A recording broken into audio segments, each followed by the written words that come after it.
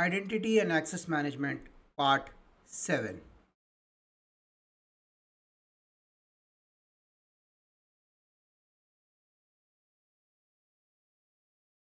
SOX Act. What is SOX? The Sarbanes-Oxley Act is a US federal law enacted to protect investors by improving the accuracy and reliability of corporate disclosure in financial statement. It applies to all public companies listed in the US and mandates strong internal controls over financial reporting. How do we map it with IAM? Well, control objective in SOX, example, access to financial systems is appropriate. That's the objective from a SOX perspective. When we look at IAM, it's the RBAC. When we look at access is reviewed periodically as per the requirement from SOX. At IAM, we have access review automation. When we say look at sensitive roles are segregated, when we stand from an IAM perspective, it's equal to the SOD rules and conflict analysis. When we look at orphan accounts are eliminated requirement from SOC, we have the JML automation process from an IAM perspective.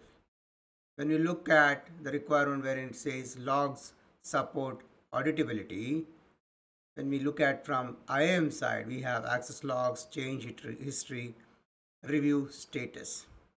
So it has equivalent mapping. It's about interpretation. User access review. What it means?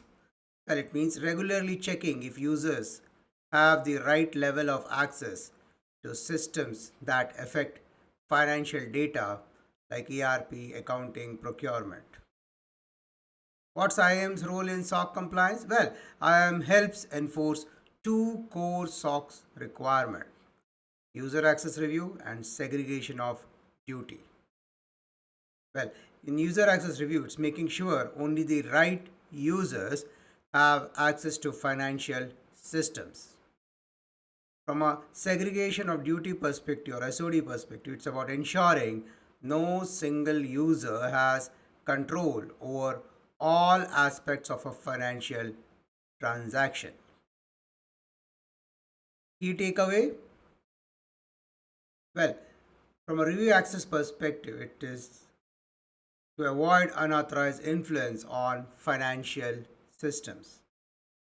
It's about enforcing least privilege on financial critical role. It's about preventing fraud and increasing operational accountability. It's about demonstrating compliance to external auditors with evidence.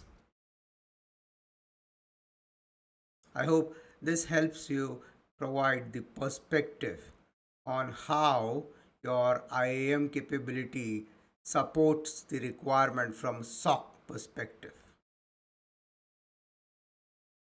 On a similar note, let's look at PCI DSS. PCI DSS is a global security standard required for any organization that stores, processes, or transmits cardholder data. The standard helps protect sensitive payment card information from breaches, fraud, and misuse. IAM plays a key role in enforcing several PCI DSS requirements, particularly those related to who can access card data, how they can authenticate, and what they are allowed to do. Now, when we look at PCI DSS through the eyes of IAM, the requirement for PCI DSS is to restrict access to cardholder data by business need to know. So when you stand from an IAM perspective, it is equal to the least privilege and the role-based access work that IAM focuses on. That's how it complements. When we look at from a PCI DSS requirement perspective, where it requires identity and authenticate access to system components, we are looking at unique ID and MFA from IAM side. When we say requirement from PCI DSS is track and monitor all access to cardholder data, it is audit logs, session monitoring from IAM perspective. Let's look at what is unique ID for each users from a PSS, DSS, PSS, PCI DSS perspective. In specific, requirement 8.2 means every person accessing cardholder data or systems must have a unique user ID. There should not be any shared login. From an IAM implementation perspective, it means assign each user a distinct ID in an IAM system, or using naming convention to reflect user role, or disabling generic or shared accounts. It also means requiring authentication for all remote access and console login. It's also about maintaining user record for audit and accountability. So why does it matter? Well, if multiple user shares the same account, access cannot be traced and malicious behavior may go undetected.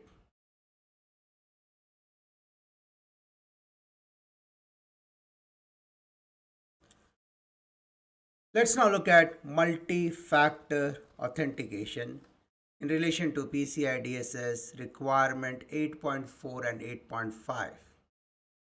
What it means? Well, use two or more authentication factor. It could be something you know, you have, or are for accessing systems that stores or processes cardholder data or are accessed remotely or have admin level privileges. Do note the key is something you know, something you have, and something you are. IAM implementation requires MFA for remote VPN access, cloud platforms and admin portals, jump host for card data environment. IAM implementation supports factors like passwords, OTP via mobile, password or smart token, biometric and password. So here password is something you know, token is something you have, biometric is something you are. IAM implementation integrates MFA with SSO solutions to centralized authentication. So why does it matter? Well, MFA adds an extra layer of protection even if a password is stolen, thus helping reduce account takeover risk.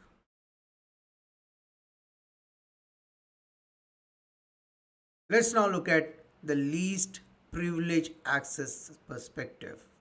From PSS perspective, PSS DSS perspective, it is 7.1 and 7.2. What it means? Well, users should only have access necessary to do their jobs, nothing more. So from an IAM implementation perspective, it's about using role based access control or attribute based access control. It means mapping job functions to system entitlements. It's about limiting admin rights to essential personals only. It's about using access request workflow with approvals. It's also about regularly reviewing access via quarterly access certification, SOD conflict review, or revocation of stale access. So, why it matters? Well, over permissioned users pose a insider threat. They could accidentally or intentionally compromise cardholder data.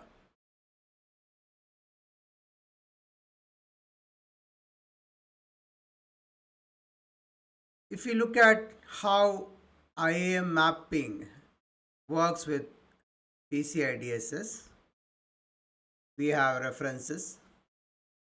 This has from 7.1, 7.2, then subsections of 7.2, then we have section 8, 1, 2, 3, 4, 5, and subsections of 1 and 10. For details, you can reference the PCI DSS control list. But IAM function equivalent is unique ID, user ID assignment, or strong authentication, or multi-factor authentication, or RBAC, or access review and removal, and login of access. This is how it maps one to one. The reference table is on the screen. So what's best practice? Well, it starts by assigning unique ID to all users. It helps enforce MFA for all privileged and remote access. Check whether there's mapping all access rights to job roles. You can review access rights quarterly. You can log and monitor access to CDE systems. You can automatically revoke access upon exit or role change. And you can document SOD policies for finance, admin, and IT. These are some of the best practices. In summary, PCI DSS isn't just about compliance. It's about protecting trust in your payment systems. IAM provides the foundation to ensure only the right people access the right data in the right way at the right time with full traceability.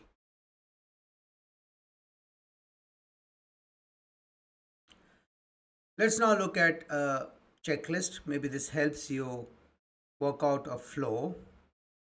So it starts with, are all users assigned unique ID or traceable IDs?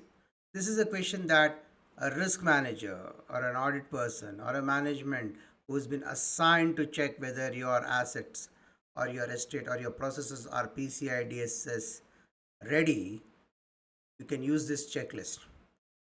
During your investigation, review, discussion, if you want to know how well you are positioned to start with, use this as a checklist, as a reference. You can build on this. If you already have it, you can cross check it with this list. But then if you don't have it, you can use this as a base reference to start, and then you can build on it. So let's go through it again. The first thought process is, and that's something which you should ask in your meeting and interviews, or look out for. If you are already an auditor and be asked to audit how well you are positioned from a PCI DSS perspective, let's start with the thought process. The first thing is, are all users assigned unique traceable IDs? Is shared or generic access strictly prohibited? Are passwords, tokens, and certificate used securely? You need to define what securely means. Is MFA enabled for admin and remote access? Now, do note, the moment you say yes, your second question should be, show how, show the process, show the evidence. Your, your first question of asking is to probe, but to verify, you need evidence. So ask for the evidence for each of these questions. The moment they say no, if there is a no or I don't know, is where you take the next step of saying, okay, if it is not there, how are you going to achieve it? What's the plan? Do you have a plan? Is there a strategy in place? Then you can go from there. The next question that you ask is, are access rules based on roles or attributes? Is access restricted to minimum necessary data or function? Are roles well defined and documented? Are privileged account managed using a PAM tool? Is access granted only after proper approval? Are access rights reviewed quarterly or upon role change? Is access immediately revoked or terminated or transferred? Most of the time, the person you are interviewing would say yes to this. But this is where your next step is crucial. You need to take the next step of asking, show me all the list of access request. Show me all the one where it was revoked, terminated or transferred. Then you need to check out how many actually moved out of the organization, how many actually moved within the organization to a different role. Then compare the data. You can do sampling, or you can, with the current tools, you can do a full dump review. That will give you a clear picture whether this process works, whether it is really revoked, terminated, or transferred. The numbers will tell you the story. The next thought process question should be, are all access events logged with timestamps and user ID? Are logs reviewed regularly for anomalies? What is your log review process? Check that against this. Next thought process is, are SOD conflicts identified and mitigated? The thought process should be, how many conflicts have been identified in the last 12 months? None? Should raise a flag. Of course, if the evidence suggests so, fantastic. But it is not so, nothing, no conflict, it's a clean slate. But don't trust it just because someone said it. Look at the evidence, look at the full dump. Next thought process question should be, is third party access restricted and audited? Is remote access protected with encryption and MFA? Are password policy compliant with PCI DSS standards? For that, you will need to get a copy of your password policy and then compare it. You would know if there is a deviation or if there is a gap or it's a good fit. Are inactive sessions timed out automatically? For this, you would need to get the list, the dump of all the sessions which got timed out. It could be a week's data, month's data, or it could be the full dump. If you have a right tool with you, then the whole thing can be checked out. Preferable via tool. Next question thought process should be, is IAM integrated with change management system? Next is, does IAM support the incident response process? I hope this checklist helps you with the start point. As I said, you can build on it. Let's now look at DPDP Act from India. Let's see how it stands against the IAM. Whether your IAM process and policy supports DPDP Act's requirement. The Digital Personal Data Protection Act 2023 is India's comprehensive law for safeguarding digital personal data. It governs how organizations collect, stores, and process the data of individuals. Here, organizations are called as data fiduciaries, and individuals are known by as data principals.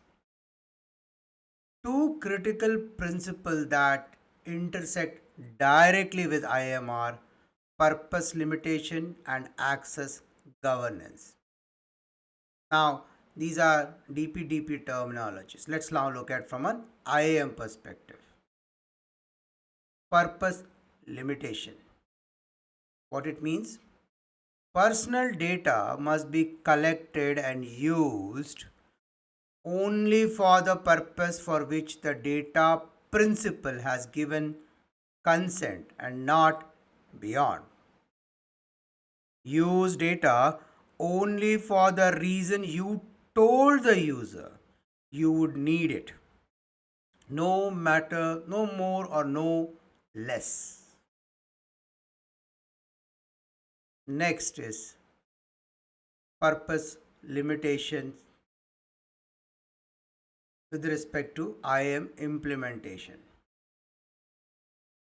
When you look at from a IAM practice perspective, you have ABAC, which is grant access only if purpose related conditions are met. This is what purpose limitation mapping with DPDP comes into play. So ABAC supports it.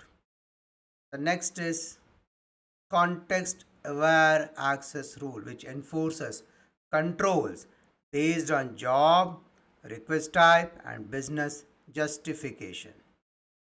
Then we have RBAC, which ensures users can access data only aligned to their function. Then we have the data usage login aspect of IAM, which is about monitoring if data was accessed for authorized purpose only.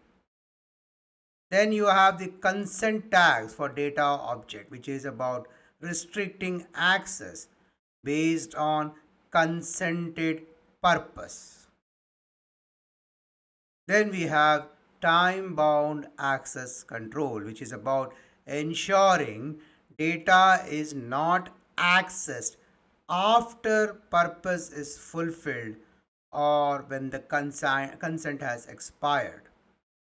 So that's purpose limitation. Do not get carried away or confused with the wording. Just understand what purpose equivalent is in IAM. You are more used to the ABAC, the RBAC, logging. So this is what it means when we look at from IAM. So you are a techie, you would understand the ABACs and the RBACs as such. So purpose limitation, this is how you interpret from an IAM perspective. Now come to the second aspect of access governance. Well, it's about organizations. It says organizations must enforce policies and controls that ensures only authorized personnel have access to personal data and only to the extent required to perform their duties.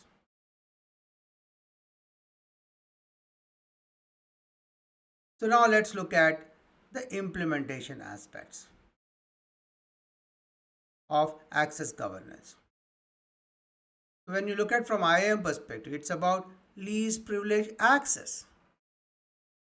So it prevents overexposure of data beyond the job necessity. That's your DPDP alignment. Again, when it is about when DPDP says ensure timely provisioning and deprovisioning of access. From an IAM expert perspective, it's the JML process. And DPDP says validate user access quarterly or biannually. The techie would say it's about access certification campaign. When the DPDP says enforce approval for high risk or sensitive data, we are talking about access request workflow from IAM perspective. When DPDP says strengthen protection for access to personal data, we are talking about MFA at the technical level from an IAM perspective. When DPDP states allow access to only necessary part of a data record, we are talking about data masking and field level access from IAM perspective. When DPDP states maintain an audit trail for every access event, it's about logging and monitoring from an IAM perspective. And finally, when it says ensure no single user has conflicting privileges, for a techie, it's a straight segregation of duty aspect, which is SOD. So now you have clarity about how a DPDP can be interpreted via the lenses of an IAM control area. Let's look at a real world example. Violation scenario. A sales employee accesses full customer profile and downloads personal data for marketing even though the consent was only for order fulfillment. From an IAM perspective, restrict access based on data usage tags. That's the first step. Second, block export of customer data for non fulfillment role. Last, log and alert on unusual access behavior. A very short example, but that gives you a perspective how things really work on ground from a DPDP perspective in combination with IAM control area. So as a techie, these are the three steps you would do. Let's look at a mapping of DPDP Act to IAM. And DPDP says purpose limitation. From an IAM, it says it is about attribute and role based access restriction. When DPDP says consent based use, the IAM interpretation is purpose tagging, metadata aware access control. When it is about authorized access, it is about role assignment, ABAC, and SOD enforcement. When DPDP's principles is about security safeguards, it means MFA's session control device policies from IAM perspective. When it is about audit and redressal from DPDP side, from a technical IAM side, it is logging, exception reporting, and access review. In summary, the DPDP Act demands a need to access and consent bound approach to personal data. IAM is the core enabler, ensuring access is limited, justified, documented, and traceable across every identity and system integration or interaction. Let's now try to look at it from a compliance check perspective. How do you know you are compliant? So let's start with the thought process. For a risk manager and an audit could be a checklist that you go about to ensure that you have things in place or at least you know what are not in place. So the first thought process or the thought process should flow like this. Is access granted only for purpose the user is authorized for? The answer is yes. How? What's the proof? What's the evidence? Next, are user roles clearly defined with mapped access privileges? If not, what is required to be done? What's the thought process? How are you going to implement it? Again, this checklist can be used for planning purpose also. First, you check what you have. Those that you have are can it be evidenced? Those that you don't have, how you plan to go about. Each item is a project in itself. A short project maybe, or a long project, or a combination of projects. But that's your thought process. Convert it here as a checklist. Next thought process is the question that you should have is, do users have only the minimum access required to perform their jobs? Is consent metadata enforced during data access request? Is access dynamically evaluated based on user attribute? Are all entitlements grouped under documented job roles? Are approval workflows in place for sensitive data access? Is accessing user access updated or revoked in real time during a job transaction? Is MFA enforced for systems handling personal data? First of all, check out, do you have an MFA enabled today? Most organizations have it, but check out whether it is performing this specific function and can you evidence it. The next is, are regular review conducted to validate and revoke stale access? For that, you have to check out what is your policy and what does regular mean in your organization. How do you go about reviewing? What are the steps? Do you have a clearly defined steps of conducting this review, validating this review? The next is, are users limited to seeing only the data they need? Check out how they go about with it.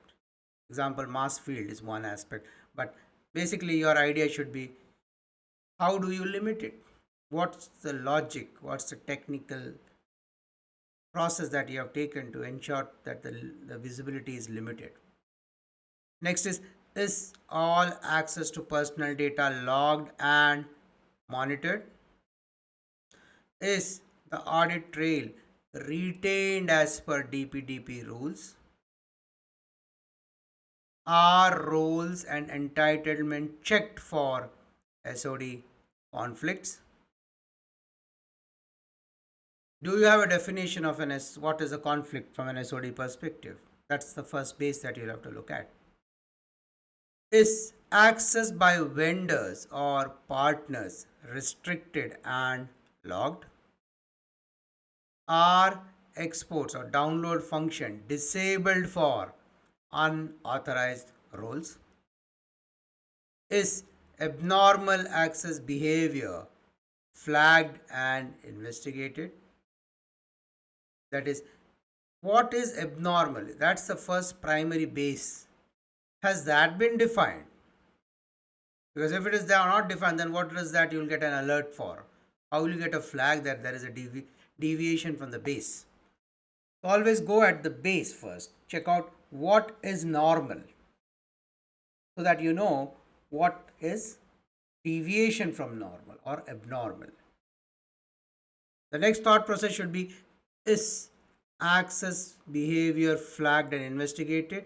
Is access revoked immediately upon user exit or role change? Are there automated controls for data retention expiry? Or are access incidents logged and breach alert triggered as per DPDP timelines? I would request you to pause the screen, look at the checklist, take a screenshot if required to check against your own compliance checklist.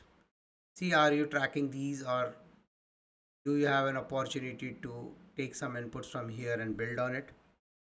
Or if you have anything which is more than this, then it would be very specific for your organization. Or if you think that there are certain more checklists which could be useful for the rest of the audience, do share it in the comment so that I can take a note of that.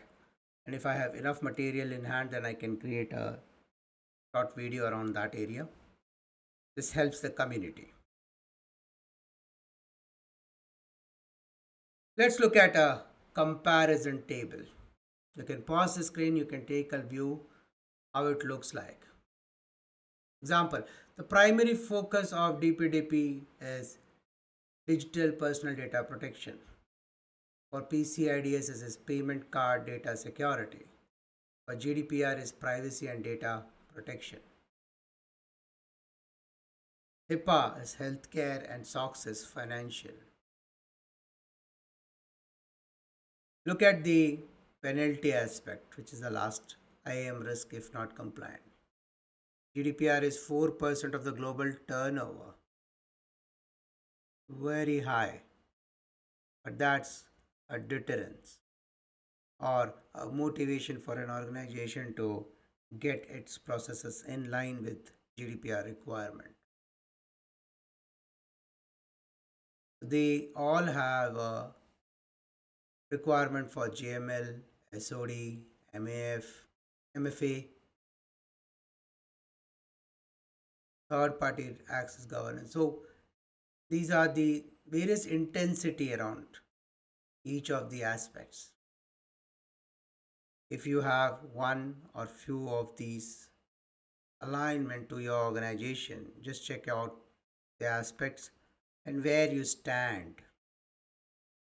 Now, if you're an organization who needs to get aligned to, say, DPDP, but you are already aligned to GDPR, you might have a little lesser road to travel because you might be compliant already. Example, access control model aspect. From a GDPR, you need RBAC, ABAC, and consent based.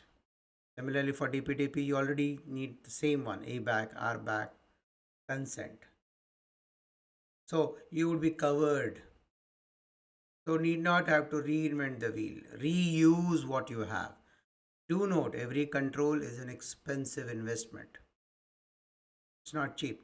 You need people, money, time, a lot of commitment from a lot of people. Hence, stick to what is asked. Clear those off. You can have beyond, but first you get your base correct. You need not have to go beyond if you have limited resources, which every organization generally has. Stick to the requirement first, fulfill it out. And then, if you have the energy and the time left, please go ahead and improve and add on to it. But do note, every time you add, it's a cost, it's expensive. Industry standards. Let's look at ISO 27001, in specific the A.9 access control aspect.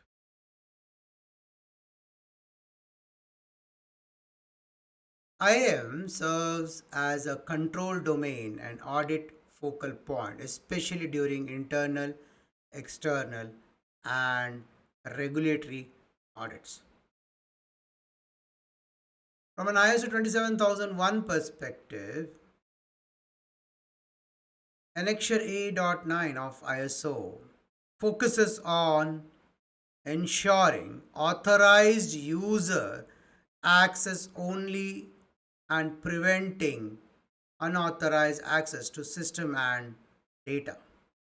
This maps directly to the core IAM function, making IAM a foundational element for implementing and auditing A.9 control.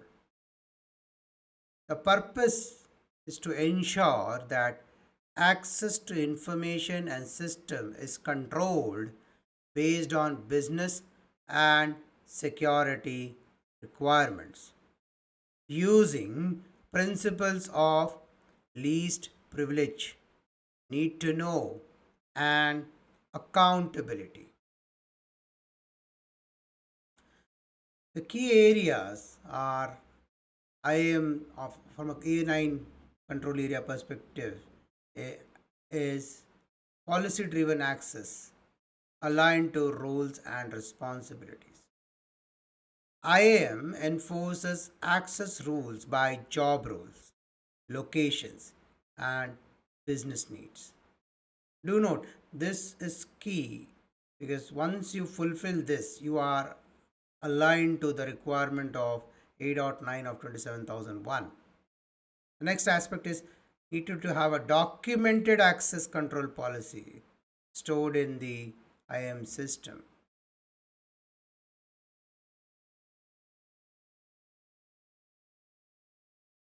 So when you look at 8.9.2 user access management,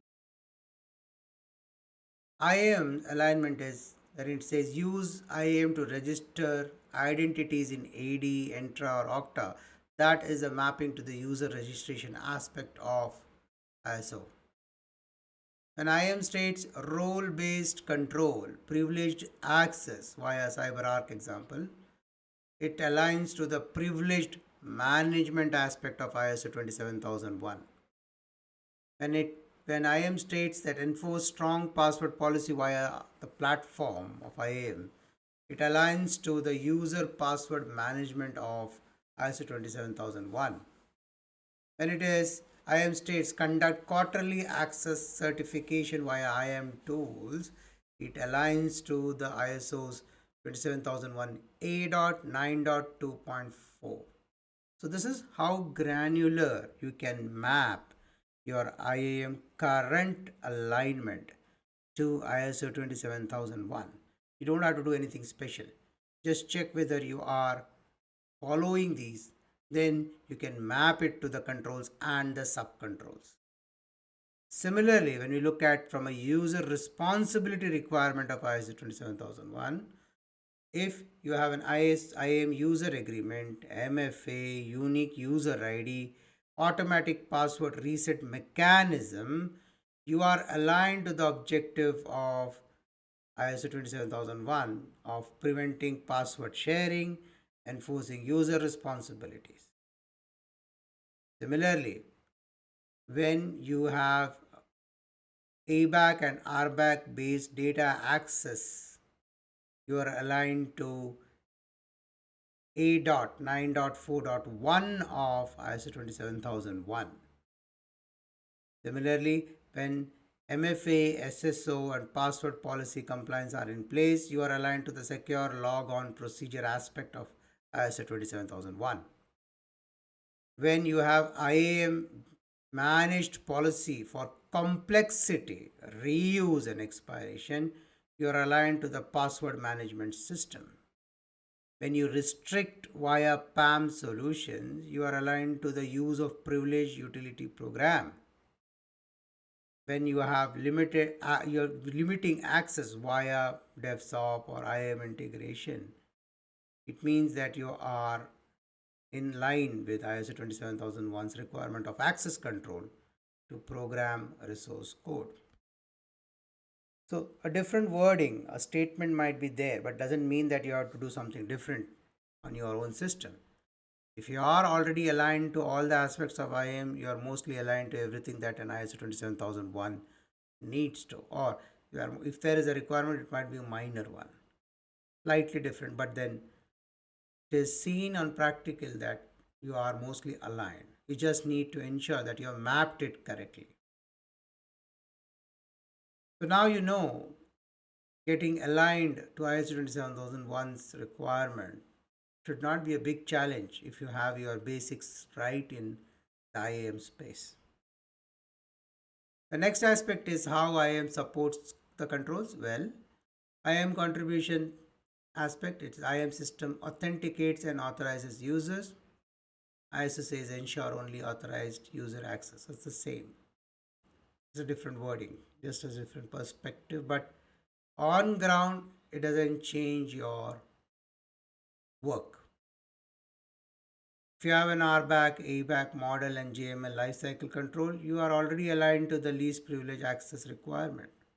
If you have a centralized IAM policy engine, you are aligned to the enforce policy-based control aspect of ISO 27001, in specific the A.9 goals. When you have access login and monitoring in place, you are aligned to the track and audit user activities. When you have PAM tools segregated elevated access with you, then you are already aligned to managing the privileged users separately aspect of 27001 A.9.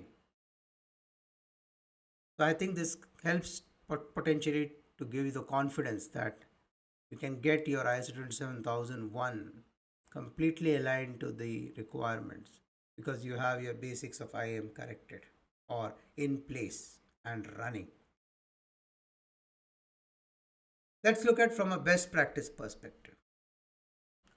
If you have implemented the JML, the outcome is you have an automated access provisioning and revocation.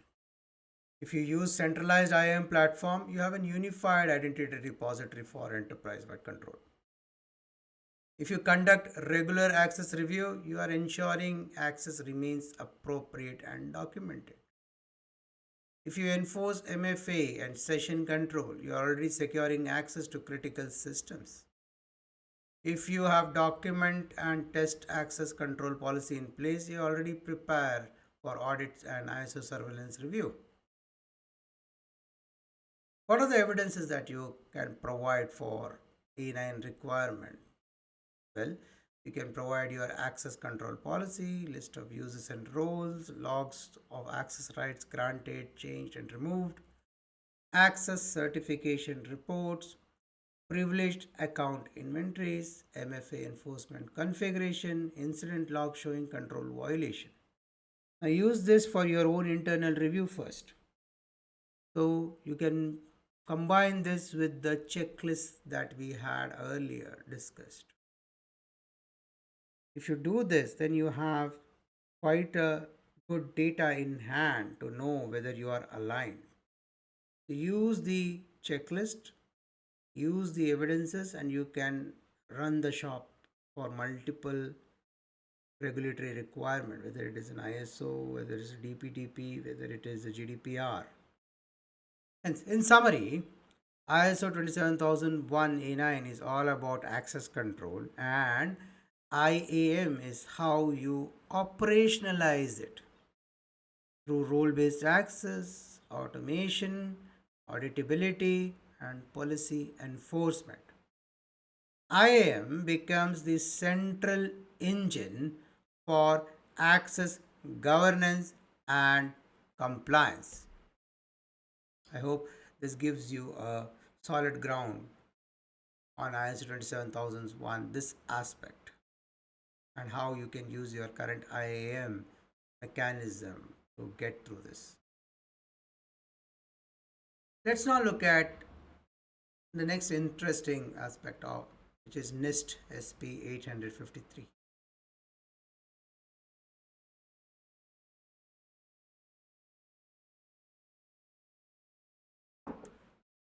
What is NIST SP 853? Well, it's a US government standard that defines a comprehensive catalog of security and privacy controls for federal information system. It is also widely adapted in private sector. The goal is to control and enforce who gets access to what using risk based policy driven IAM tools. Let's look at controls requirement against the IAM alignment. Well, if you have IAM policy which defines access management practice and role, you are aligned to the policy and procedure requirement of NIST. AC stands for access control. So AC1 and so 2, 3, 4, 21, 20, 22. These are some of the controls from an access control perspective. It's about what, when, where, and under what condition. That's what this controls looks at.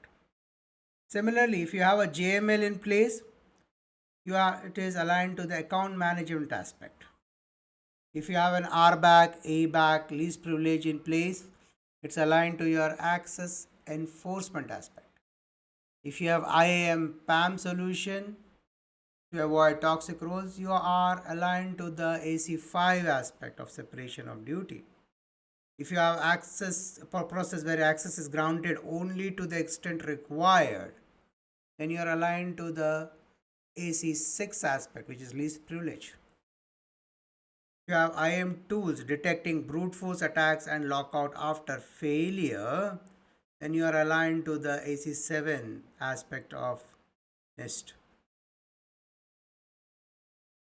If you have ensured MFA and secure VPN tunnel usage for remote users, then you have you are aligned to the AC17. If your control access to Wi-Fi password is through IAM and endpoint, then you have compliance against the AC18, which is wireless access aspect. If you are if you have device-based policies in IAM enforcing conditional access, you are aligned to AC19. If you are able to restrict access from BYOD or external connectors via federated IAM, you are aligned to AC20. Similarly, if you have a separate public user access from internal IAM based roles, then you are completely aligned to AC22 aspect of NIST.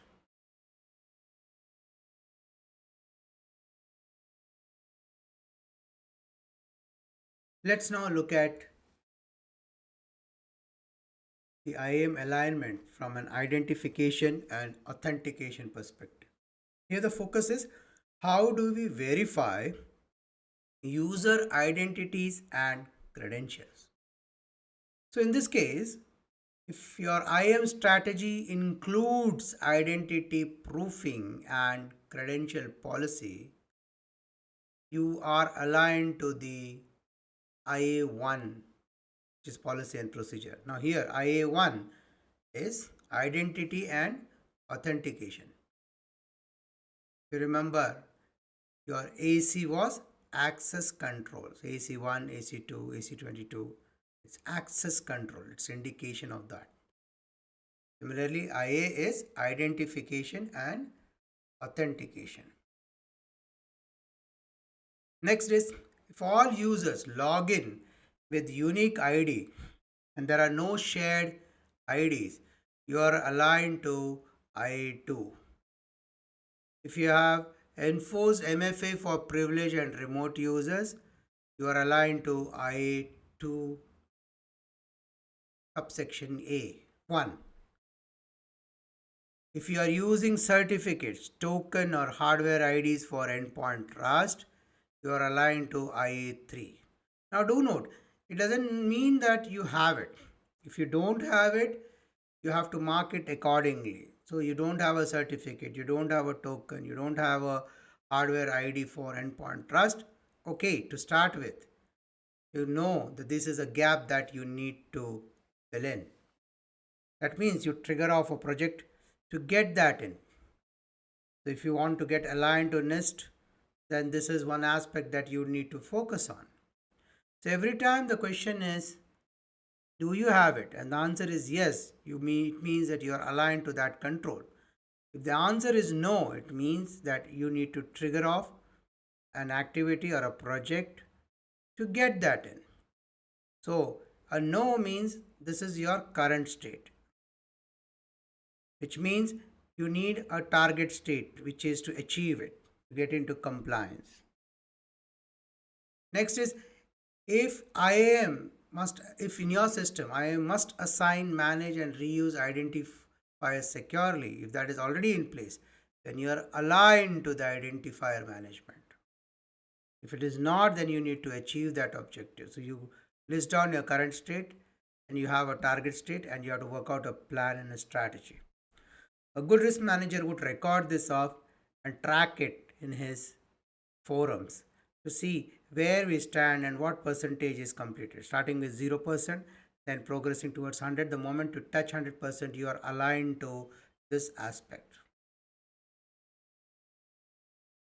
You need to control, if you already have control and rotating passwords in place or keys or biometric templates and tokens, you are already aligned to the I5 aspects of the control. If you have support certificate based logins or FIDOs 2 passwordless authentication, you are already aligned to IA7. If you don't, then you need to work on that. If you have federated IAM control access to external stakeholders, you are already compliant to IA8. Here, the goal is to ensure you are who you claim to be through strong, context aware identity verification. Now, let's look at some aspect, which is tools that support ACs and IA control.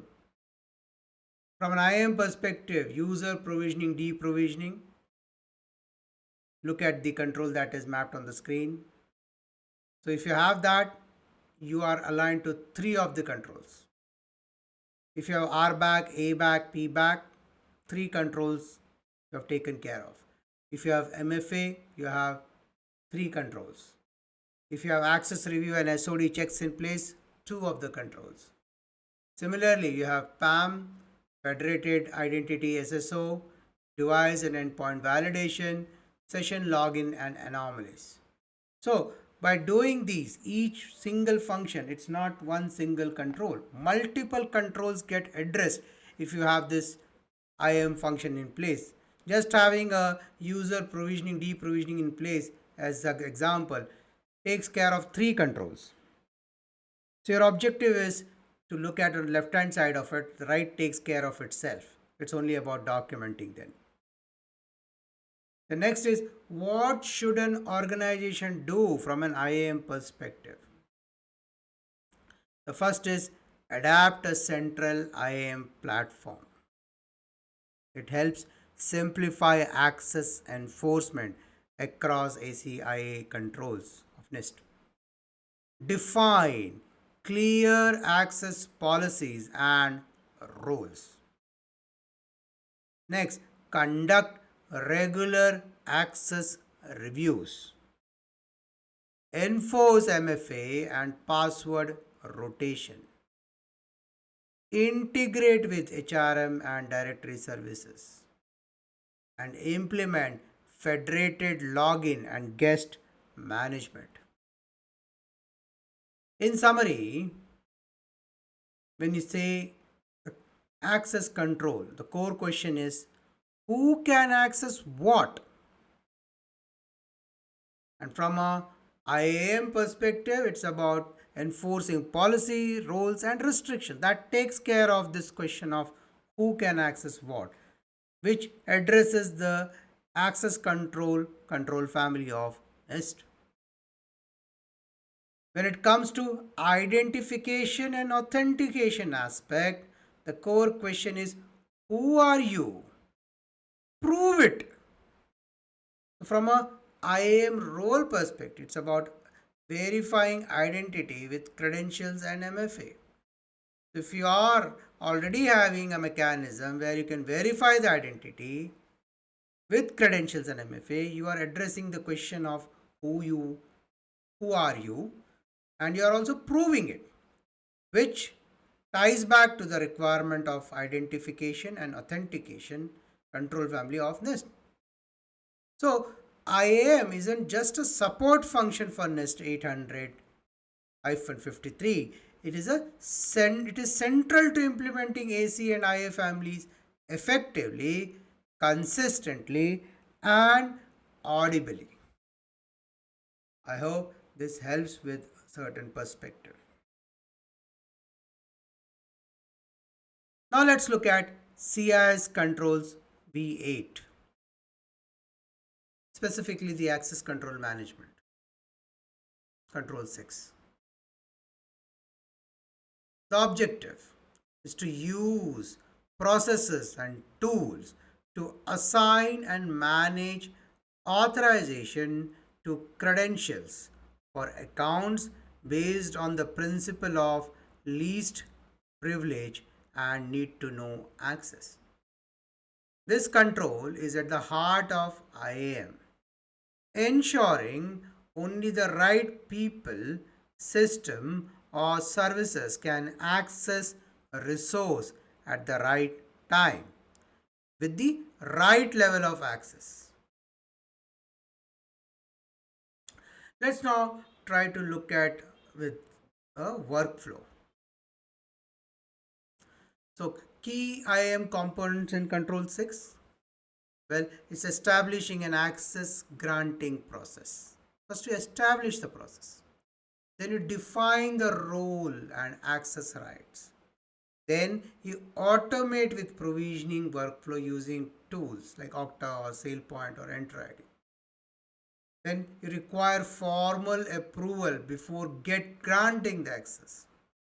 That's done through establishing a access revoking process which is triggering deprovisioning based on HRM or ticketing workflow of JML. Then you move to automatically disabling access across cloud apps if it is about disconnection or it is deprovisioning. And you do that by revoking shared credentials and token. Once you achieve, then you move to the process where you require justification for privileged access. Use your PAM, the Privileged Access Management tools, for this purpose. Wherein you store access request with business justification. You apply a time bound or session based elevated rights. Then you use role based access control, which is RBAC. Then you define function based roles.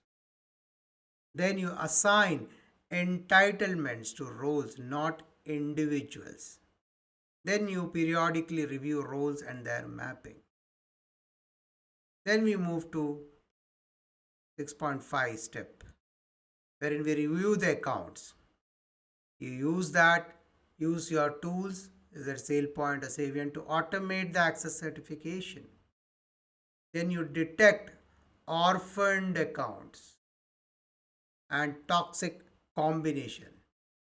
You conduct reviews quarterly or based on the risk. Then we move to the next step, which is regularly review and update the access. You schedule recurring access recertification campaign. You then go with implementing the real-time access alert for high-risk entitlements. Then you validate access post role change or department transfers. Then you move to the last step here, which is revalidate access after personal changes. You can automate revalidation workflow through integration with HRMS and then align IAM with mover event in the JML process. I hope this helps you in certain way to think through how you can navigate through this. Let's now look at IAM lifecycle view on control 6. When you have provisioning in place, you are aligned to 6.1. Privileged access is 6.3. Deprovisioning is 6.2. Review and certification is 6.5 and 7. You have tools. For provisioning, you have the HRM and the integration of the IAM. Privilege is PAM and RBAC and so on and so forth. But the core idea here is if you have your IAM set in place, you can map to the CIS focus areas. Very similar to what we learned in the NIST also. You don't need to redo or create anything new. If your fundamentals and the principles required in IAM are in place, you are mostly aligned. You just need to map it out. In your process document, if your organization requires it to be aligned to say CIS or NIST or GDPR or DPDP, all that you have to do is look at your process document, your processes, your work instruction document, add a column for each of the sections, maybe in every page where the title starts off or the subsection starts. Just align a table on the right or the area wherein say, hey, this section on IAM is equal to map to NIST so and so, or TPDP, or GDPR, or CIS controls. What this helps is you don't need to reinvent the wheel. Anyone who picks up your process document reads it. If that guy or person is focused on ISO, he knows, hey, this part of ISO is mapped in this specific sections. I hope this helps you with your thought process as to how you can get a documentation which fits for purpose for every combination of regulation that you have or need to follow. Again, need not reinvent. You have it in place, it's just about putting a context, possibly in a tabular format, so it is easier for anyone to pick up, whether it's an auditor, whether it is a regulator, whether it's your internal risk team. So all of them can look at the same document and can interpret it according to their requirement. But your base doesn't change because that's what is there on the ground that you can prove. Now, next is function and IAM role. When it is about grant and revoke, it's done via IAM, provisioning, deprovisioning aspect. When it is about managing privileges, it's about enforced using PAM and RBAC. When it is about conducting access review, it's about automated through IAM and governance tool. When it is about aligning with personal changes, it is done through integration with HRMS system. From a best practice perspective, you need to enforce your RBAC with strict SOD. This helps reduce over permissioning. When you integrate your IAM with HRMS, you automate users life cycle. That's a value you bring to the table. When you schedule access recertification, you help improve your audit readiness. When you use MFA and context aware access, you reduce identity related risk. That's a value. When you manage elevated rights via PAM, you are protecting critical systems. So IAM is again an engine that drives implementation of CIS Control 6 by making access control centralized, automated, and policy based.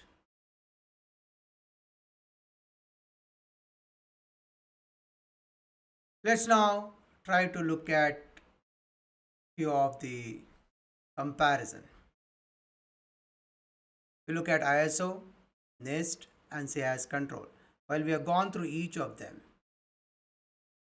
this gives you a summary table. It gives you very specific references, whether it is ISO 27001 A.9 or whether it is NIST 853, whether it is AC, AO,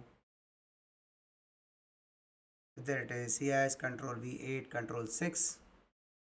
This gives you a clear summary view. I would request you to just pause the screen, take a reference, and check against each of them as to where you currently stand. You can build your table around this, or you can use this as a reference point, or you can have your own, of course, based on your company's setup and requirement. I hope this helps with a broader view, a perspective.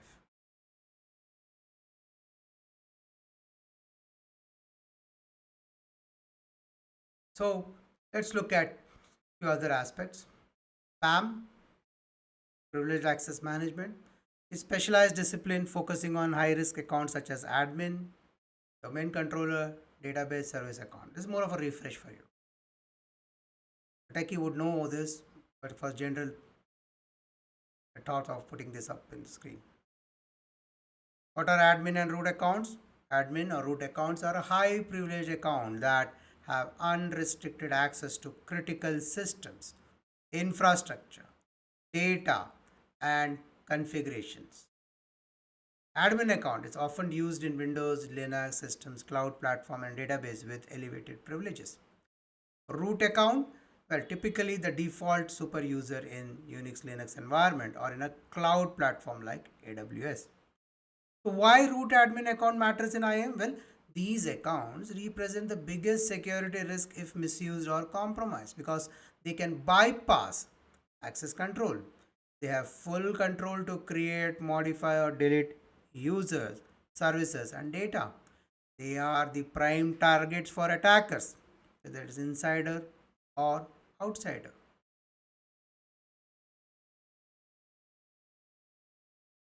Let's now look at a few other comparisons. What is the risk of poorly managed admin root account? Well, if there is if shared use of admin credential, the impact is there is no accountability or audit trail. You just can't find who did what. If you have weak or reused password, it is susceptible to brute force and credential stuffing. If you have unmonitored session, there is a high chance of privilege abuse or configuration drift. If you don't have an MFA in place, you increase the attack surface for phishing or key logging. If you have orphaned admin accounts, it's an easy entry point for attackers after staff exits. If you have always on access, then you enable lateral movement in breaches. Lateral movement, a very interesting concept, but been used effectively by threat agents. Lateral movements, I discussed this in my earlier videos on APT. You can reference that. So, part of that, you can know how this lateral movement attack works. You can look at my APT videos, it's a series. Now, life cycle control, provisioning stage, it's admin rights based on approval and roles. When it comes to usage, it's about monitoring and enforcing policies. It's MFA, login, time bound access, etc. When it's about review cycle, review stages, it's about regular access reviews and recertifications. When it's about deprovisioning, it's about revoking access immediately on role change or exits. Let's look at some best practice for admin root account management. First, limit the use. Use root admin account only for setup or emergencies. Ensure no sharing. Ensure rotating credentials. Ensure that you have a session monitoring in place. You have an audit trail in place. Use MFA as much as possible. Use just in time access. Use a PAM tool. Disable default root and local admin when possible. Disable or rename default super user, etc. These are all best practices. Vault your privileged credentials. Store them in a secure password vault. In summary, admin and root accounts are powerful yet risky. IAM's role is to ensure these accounts are used responsibly, audited continuously, and secured by design.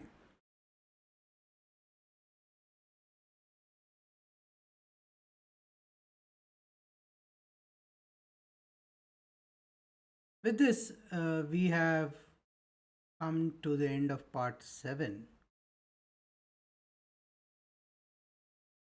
Let's review what we have learned over the last 7 videos on this topic. Look at the checklist, review it against your own, think through what is the current state, what should be the target, and how you are going to achieve your target state. I hope these videos have helped you. While we end this session, I would like to thank you all for investing the time that you have for these videos. Much appreciated. This is your host, Savit Vitthal Salian. See you in part 8. Namaskar.